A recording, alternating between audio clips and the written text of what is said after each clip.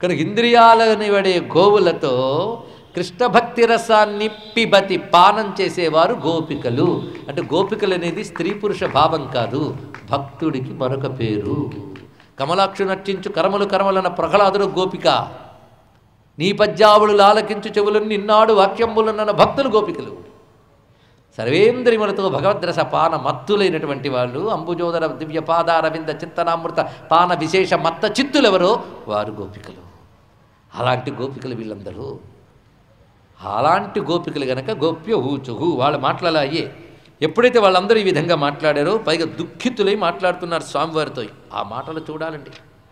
అంటే ఎప్పుడు భగవద్రతి కలిగి ప్రపంచం యొక్క నిస్సారం తెలుస్తుందో అప్పుడు విడిచిపెట్టి ప్రపంచాన్ని ఆలస్యం చేయకు. యదహరేవ విరజేత తదహరేవ ప్రవ్రజేత్. జాబాలు ఉపనిషత్తులోని మంత్రం ఇక్కడ. యదహరేవ విరజేత్. ఎప్పుడు వైరాగ్యం కలిగిందో అప్పుడు సన్యాసానికి అర్హత. సన్యాసం అంటే మంచి కాషాయ రంగు దొరికినప్పుడు అని కాదు, వైరాగ్యం కలిగినప్పుడు. తెలుసుకోండి ఇక్కడ. అది విశేషమైన అంశం ఇక్కడ. అది చెప్తూ వాళ్ళు అంటున్నారు, ఇలా మాట్లాడడం తగునా కృష్ణ, నువ్వు అలా అడగచ్చా మమ్మల్ని? పైగా అప్పుడు వాళ్ళ ముఖం చూడాలండి. సంరంభ గద్గదగిరో బ్రువతానురక్తా. గొంతు బొంగురు పోయింది. అంత అందంగా వచ్చిన ముఖాలన్నీ వాడిపోయాయి. భగవంతుడి చేతి తిరస్కరింపబడ్డం కంటే నరకం మరొకటి లేదు.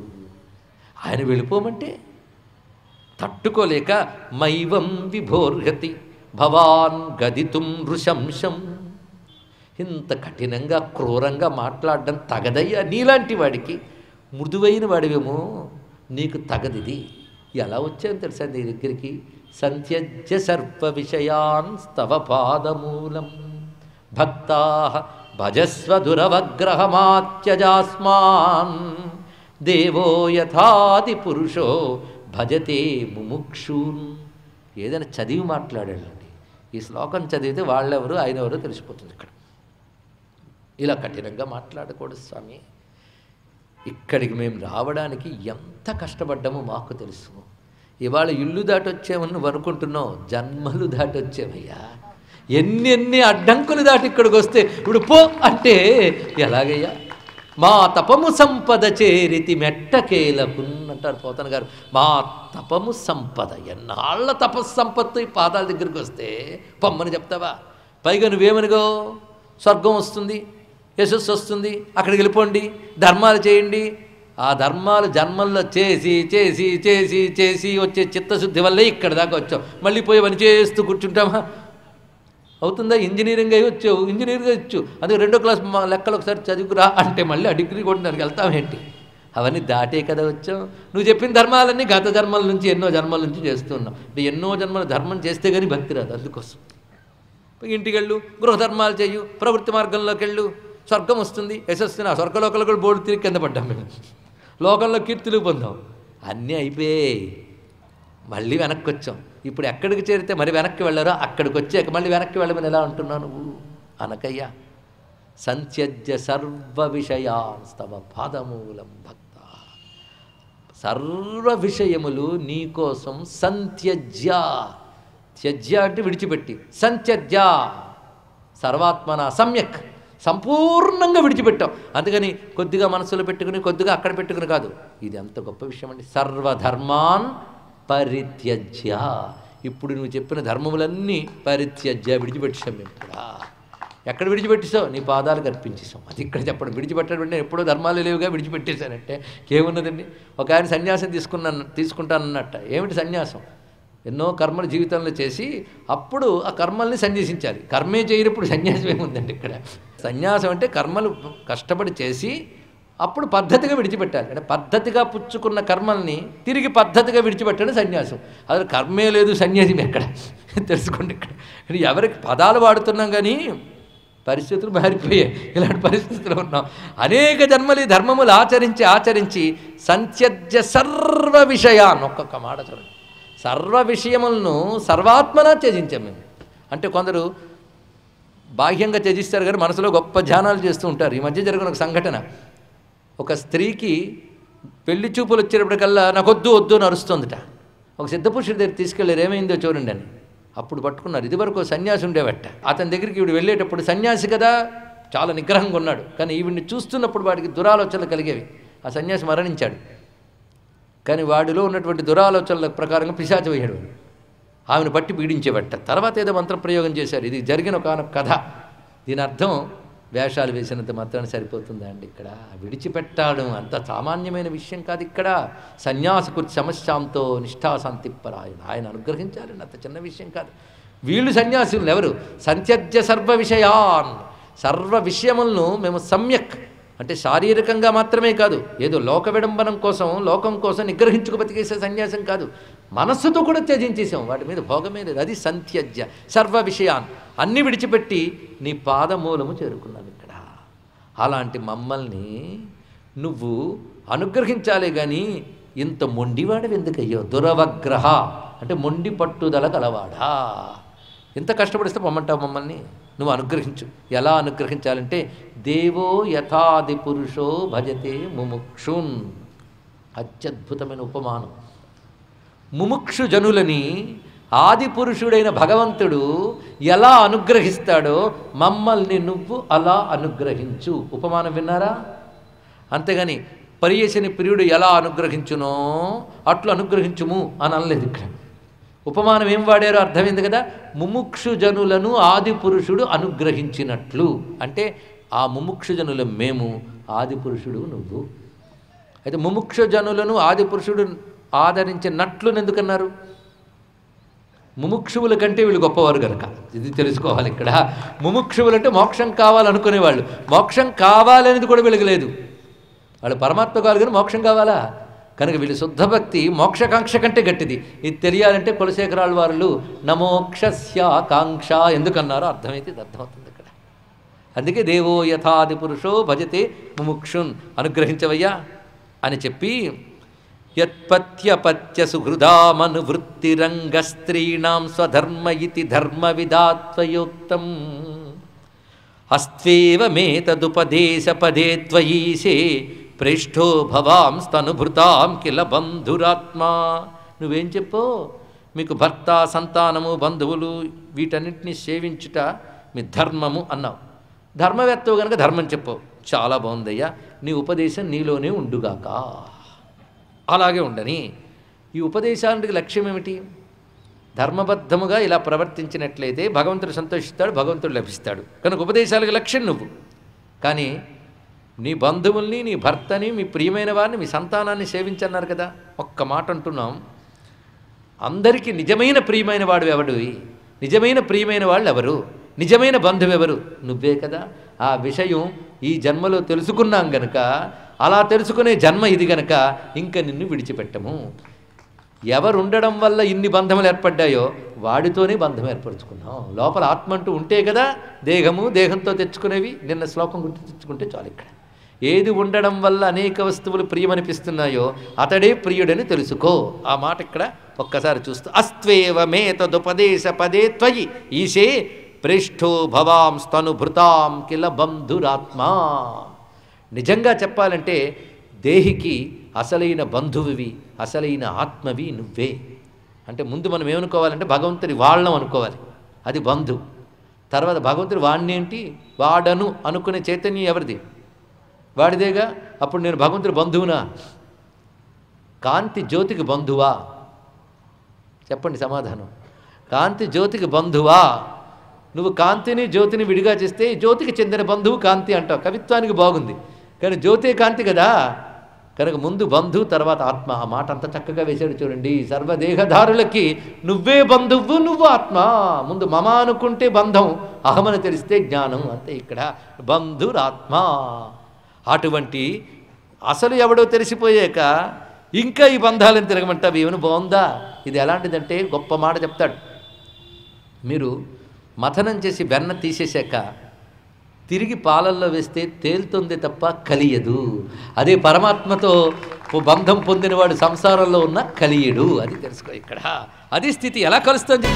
కుర్వంతి హిత్వయి రతిం కుశలాస్వ ఆత్మన్ నిత్యప్రియే పతిసుతాదిభిరార్తి దైక్యం తన్న ప్రసీద పరమేశ్వరమాస్మ చింద్యా ఆశాం భృతాన్త్వయి చిరాత్ అరవింద నేత్ర. అదిగో పెద్ద పెద్ద కళ్ళు పెట్టుకుని అలా చూస్తున్నావో ఎంత అందంగానో. ఒక్కసారి మా మాట వినవయ్యా స్వామి. అసలు మమ్మల్ని అంటున్నావు కానీ నేర్పరులు అంటే కుశలాహ, నిన్న కూడా వచ్చింది ఈ మాట, కుశలా స్వార్థవాదిన. కుశలులు ఉంటారు, తమ ప్రయోజనం ఏమిటో స్పష్టంగా తెలిసిన వారు ఉంటారు. అలాంటి కుశలులు నేర్పరులైన సాధకులు తమకు ఆత్మరూపుడివైన ప్రియస్వరూపుడివైన అంటే ఆనందం, సచ్చిదానందం, ఆనందరూపుడివైన నీయందు ప్రేమ చేస్తుంటారు. ఎవరు? కుశలురైన యోగులు. అది తెలుసు కదా నీకు, అది నిశ్చయమే కదా. అలాగా నువ్వే ఆత్మవని, నువ్వే ప్రియమైన వాడివని ఉపాసించే యోగులు ఆర్తిని మాత్రమే ఇచ్చేటటువంటి గృహబంధముల యందు ఉంటారా? దీని అర్థం ఏంటంటే నువ్వు పెట్టుకునే లౌకిక బంధాలన్నీ ఆర్తిని ఇస్తాయే తప్ప నిజమైన ప్రీతిని ఇవ్వవు. అవునో కాదో ఇంటికెళ్ళి ఏకాంతంగా ఆలోచిస్తే ఈ బంధాలు ఏకాంతాన్ని ఇవ్వవు, అది వేరే విషయం. కానీ ఒకవేళ నీకు ఏకాంతం ఉంటే నువ్వు ఆలోచిస్తే ఇవి ఆర్తిని తప్ప మరేవి ఇవ్వను నీకే తెలిసిపోతుంది, ఎవరికి వారికి. కనుక తెలియని వాళ్ళ విషయం వదిలి స్పష్టముగా తెలుస్తున్నది నువ్వు ఆత్మవు, నువ్వు ప్రియము అని. అది విడిచిపెట్టి ఆర్తికరమైనటువంటి వాటిని ఎలా సేవిస్తారు చెప్పు? ఎవరు? కుశలులు. నేర్పరుల పనిచేయరు కదా. కనుక నువ్వు ఆత్మవు, నువ్వు ప్రియమని తెలిసాక ఆర్తినిచ్చే వాటి వైపు వెళ్ళినవాడు నేర్పరికాడు, మూర్ఖుడు. కనుక నేర్పరులు అలా నిన్ను చూస్తారు కదా. కనుక మాపై ప్రసన్నుడు కమ్ము అంటే ఆ నేర్పరులు మేమే. ఇవాళ ఈ రూపాలతో కనబడ్డాం కానీ మేము అలాంటి యోగములు చేసిన వాళ్ళం మేమే. పైగా మా ఆశ ఇప్పటిది కాదు, చిరాత్, బహుకాలం నుంచి, అంటే మా చిన్నప్పటి నుంచి కాదు, అనేక జన్మల నుంచి అని అర్థం. ఇక్కడ అనేక జన్మల నుంచి ఉన్నది. పాదౌ పదన్నచలతస్తవ పాదమూలాత్ యామం కథం వ్రజమదో కరవామ కింవా. అబ్బా ఏం మాటలండి ఇక్కడ. అసలు నువ్వు జాసలోకి వచ్చాక మా పనుల మీద మా మనస్సు లేదు, అందుకే ఉన్నట్టు వదిలిపెట్టాం. అది పాలు పొంగిపోయే కట్టేసి వెళదామని కూడా లేదు, అలా వచ్చేసాం మేము. ఇప్పుడు నిన్ను పొందాక ఎలా వెనక్కి వెళతాం? ఎంత పట్టుదలండి, గట్టిగా స్వామితోనే. పాదవు పదం నచలత తవ పాదమూలాత్, నీ పాదమూలానికి చేరుకున్నాక మా పాదాలు కదలవు.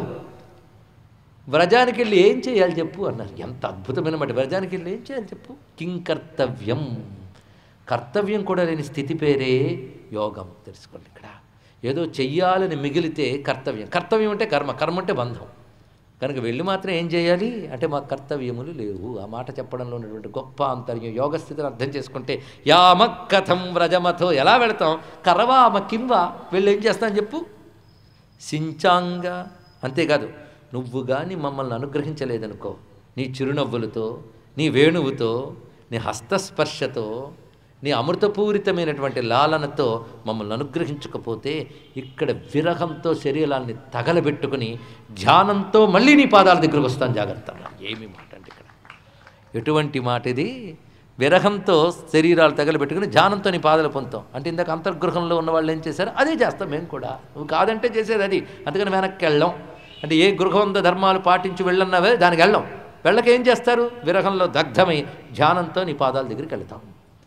సించాంగనస్త్వధరామృతపూరకేణ హాసావలోక కలగీత జహృచ్ఛయాగ్నిం నోచేద్వయం విరహజాగ్నియుపయుక్త దేహా ధ్యానేన యామ పదయో పదవీం సఖే తే సఖే తే యర్హ్యంబుజాక్ష తవ పాదతలం రమాయా దత్తక్షణం క్వచిదరణ్య జనప్రియస్య. నీ పాదములు ఆ మహాలక్ష్మి వదలకుండా నిరంతరం పట్టుకుని ఉంటుందే, అలాంటి ఆ పాదములు మేము స్పృశించాను తెలుసా. ఎప్పుడు నువ్వు ఆ వరం ఇచ్చినప్పుడు అలా ఒక్కసారి నీ పాదాన్ని స్పృశించి ఆనందం పొందాక అప్పటి నుంచి నువ్వు మాకు ఫలానా రాత్రులు అనుగ్రహిస్తావు అన్నావు గనక అక్కడ తిరిగేమో కానీ నీ పాద స్పర్శ పొందిన ఆనందంతో మేము ఆ వ్రజంలో ఉండలేకపోతున్నాం తెలుసా. ఇతరులతో మేము మసలలేకపోతున్నాం. ఆ స్థితి అలా ఉన్నది. అస్ప్రాక్ష్మ తత్ప్రభృతి నాణ్య సమక్షమంగస్థాతుం త్వయాభిరమిత బత పారయామః. లక్ష్మీదేవి ఆశ్రయించినటువంటి పాదములు ఆరణ్యకులమైన మా చేత పూజింపబడినటువంటి ఆ పాదములను స్పృశించితే ఎంత ఆనందమో, లక్ష్మీదేవి అప్పుడు ఏ ఆనందం అనుభవించేదో మాకు తెలిసింది. అప్పుడు నువ్వు ముట్టుకోవడానికి యోగం ఇచ్చినప్పుడు. అప్పటి నుంచి మేము లోకంలో తిరుగుతున్నాం కానీ దేని మీద ప్రీతి లేదు. అలాంటిది ఇప్పుడు వచ్చాక ఎలా వెనక్కి వెళతాం చెప్పు అంటూ దుఃఖితులై స్వామిని కీర్తిస్తూ నీ గానాన్ని విని ఆర్యధర్మాలు విడిచిపెడతారు అన్నావు కదా, విడిచిపెట్టకపోతే ఆశ్చర్యపోయేవారు కానీ విడిచిపెడితే ఆశ్చర్యపోనక్కర్లేదు సుమా. ఇదిగో అక్కడ చూడు, గోవులు, పక్షులు, చెట్లు, పైన దేవతలు వాళ్ళ శరీర బంధాలే మర్చిపోయారు నీ వేణుగానానికి. చూడు ఎలా ఉన్నారు. మొన్నటి వర్ణనంతా తెచ్చుకోండి ఇక్కడ, అదంతా చూపించారు స్వామివారికి. కాస్త్రియంగతే కల్పదాయత మూర్ఛతేనా సమ్మోహితార్యచరిత నచలే త్రిలోక్యాం త్రైలోక్య సౌభగమిదం. ముల్లోకాల సౌభాగ్యం కలగలిసిన రూపమిది. నిరీక్ష రూపం యద్గోద్విజద్రుమం మృగా పులకాన్య బిభ్రన్. చూడక్కడ అవి పులకించిపోతున్నాయి, అన్నీ విడిచిపెట్టి ఇక్కడికి వచ్చున్నాయి ఈ రాత్రి వేళ. అలాంటిది చేతనాత్మకమైనటువంటి బుద్ధి పక్వత కలిగినటువంటి గోపకాంతలము మేమన్నీ విడిచిపెట్టి రావడంలో ఆశ్చర్యమే ఉందయ్యా. కనుకనే మమ్మల్ని విడిచిపెట్టుకో. నువ్వు ఎవరో మాకు తెలుసు. వ్యక్తం భవాన్ వ్రజ భయార్తి హరోభిజాత. వ్రజవాసుల భయాన్ని పోగొట్టడానికి నువ్వు వ్యక్తమైన వాడవు అని మాకు తెలుసు. వ్యక్తమైన వాడవు అంటే నిన్ను నువ్వు ప్రకటించుకున్నావు. ఎలాగంటే దేవో యథాది పురుష సురలోక గుప్త. దేవరక్షకుడైన విష్ణువు వలె వ్రజవాసులను రక్షించడానికి నువ్వు వచ్చావు అంటే నువ్వెవరో అన్నది. తన్నో నిధేహి, అలాంటి నువ్వు మమ్మల్ని అనుగ్రహించు అని ప్రార్థించగానే పరమాత్మ మందహాసం చేసి వారిని అనుగ్రహించడానికి సన్నద్ధుడయ్యాడు. ఇతి విక్లవితం తాసాం శ్రుత్వా యోగేశ్వరేశ్వర ప్రహస్య సదయం గోపీ ఆత్మారామోప్యరీరమత్. అద్భుతమైన శ్లోకం చెప్పారు ఇక్కడ. వారి యొక్క ప్రార్థనని విని ఒక నవ్వు నవ్వి యోగీశ్వరేశ్వరుడు ఆత్మారాముడు అయిన కృష్ణుడు దయతో ఆ గోపికలతో ఆనందంగా బృందావన యమునా తీరంలో వనంలో విహరించాడు. ఆ తర్వాత ఏమయ్యింది? ఇంకా రాసలీల కాదండి, ఇది విహారం రాసలీలం కాదు. విహరిస్తున్నాడు వారితో. కృష్ణ పరమాత్మ వారితో విహరిస్తున్నటువంటి వైభవం. అయితే వారితో విహరించడం వల్ల భగవానుడికి ఏమైనా ఆనందమా? ఆత్మారామోపి అని మాట వేశారు. ఒక బయట వస్తువు వల్ల ఆనందం పొందేవాడు ఇంద్రియారాముడు. తన యందు తాను ఎప్పుడు ఆనందించేవాడు. బయట వస్తువు అవసరం లేనివాడెవడు వాడు ఆత్మారాముడు. భక్తుడైన కృష్ణ భక్తులే ఆత్మారాములైపోతారే, మరి ఆయన ఆత్మారాముడు, తానే ఆనంద స్వరూపుడు. అంతే కదా. సూర్యుడు వెలుగు కోసం ఎక్కడికి వెళ్తాడండి చెప్పండి? సూర్యుడు వెలుగు కోసం ఎక్కడ వెళ్తాడు? పంచదార తీపి కోసం దేన్ని తెచ్చుకుంటుంది? సూర్యుడు వెలుగు కోసం ఎక్కడికి వెళ్ళక్కర్లేదు, తానే వెలుగు కనుక. కృష్ణ పరమాత్మ దేని నుంచో ఆనందం పొందక్కర్లేదు, తానే ఆనందము కనుక అతడు ఆత్మారాముడు. అంతేకాదు, కామాది వికారాలకు అతీతుడు. కామాది వికారాలకు అతీతులైన వాళ్ళని యోగులు అంటారు. అందులో కూడా గొప్ప సిద్ధి పొందిన వాళ్ళని యోగీశ్వరులు అంటారు. అలాంటి యోగీశ్వరుడికి ఈశ్వరుడు కనుక యోగీశ్వరేశ్వరుడు. ఆ మాటలు ఎంత చక్కగా వాడాడండి సుఖయోగీంద్రుడు. కానీ ఎక్కడ సామాన్య మానవులకి ఇది కామవాసన వచ్చి సందేహం వస్తుందో అనే సందేహంతో అద్భుతమైన 2 పదాలు అందించాడు మహానుభావుడు.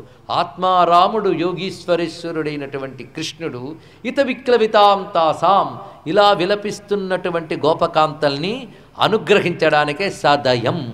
దయ దయ దయ యోగమాయాముపాశ్రిత. ఆ దయతో వారితో విహరిస్తున్నాడు.